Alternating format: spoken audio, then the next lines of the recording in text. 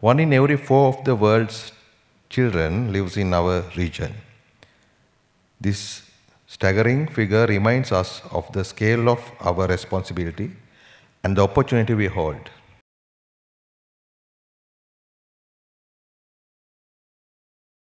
The 78th session of the WHO Regional Committee for Southeast Asia, the Sri Lankan Ministry of Health, in collaboration with the World Federation of Societies of Anesthesiologists and Smile Train, co-hosted an official side event titled Cleft to Coverage, Strengthening Anesthesia and Surgery for Children in the Southeast Asian region in Colombo. WFSA Council member Dr. Kumudini Ranatunga shared her views on the event.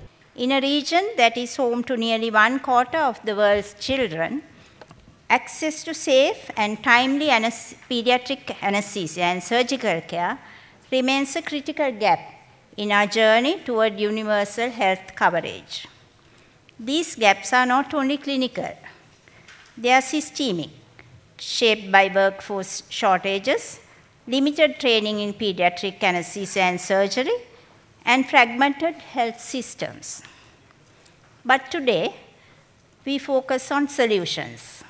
We spotlight cleft lip and palate care not only as a clinical priority, but as a strategic entry point for strengthening integrated emergency, critical, and operative services. Programs like those supported by Smile Train show us what's possible when national commitment meets global partnerships, leading to expanded access, empowered providers, and resilient systems that serve children better. Minister of Health and Mass Media and Chief Government Whip Dr. Nalinda Jayatissa delivered the keynote speech for the event. 1 in every 4 of the world's children lives in our region.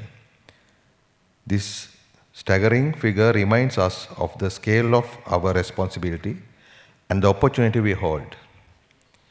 As populations grow and more children survive early illnesses, the demand for pediatric surgical and anesthesia services continue to rise. Yet, many countries in Sierra still face critical gaps. Children living far from surgical facilities, hospitals lacking trained specialists, and operating theaters without essential medicines or monitoring tools. When a child cannot access life-saving or life-changing surgery, whether to correct a cleft lip, repair an injury, or treat an infection, the consequences are lifelong. Families bear emotional, social, and economic burdens that deepen inequality. To address this, we must strengthen our health systems in an integrated and sustainable way. To overcome the challenges, we must take an integrated approach to strengthening health systems.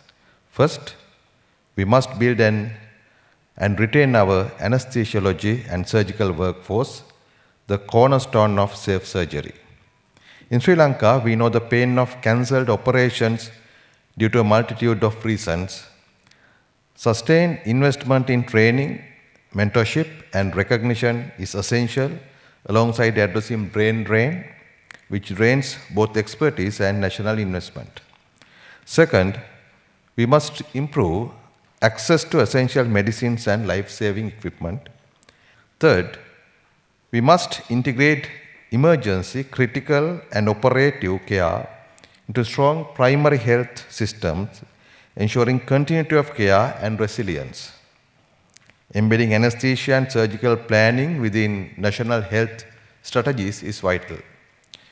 These policies must align with universal health coverage and workforce development to achieve lasting system-wide impact.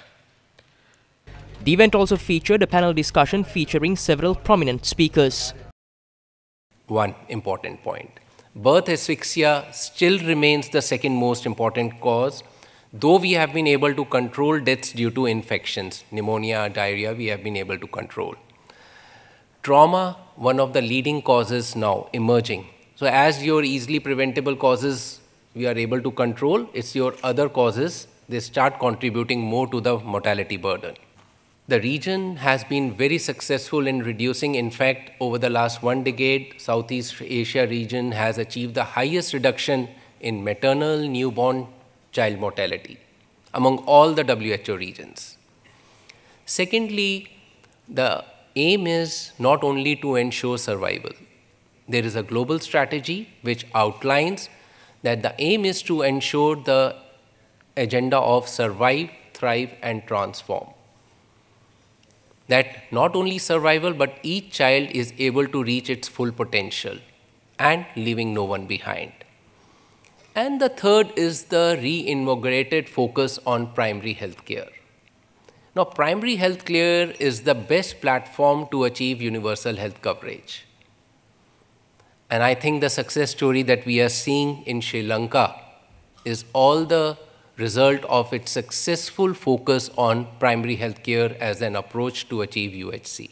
The event served as an opportunity to explore approaches to strengthening national pediatric anesthesia and anesthesia services, hear from regional leaders, clinicians, and Smile Train and network with policymakers and partners driving progress toward universal health coverage.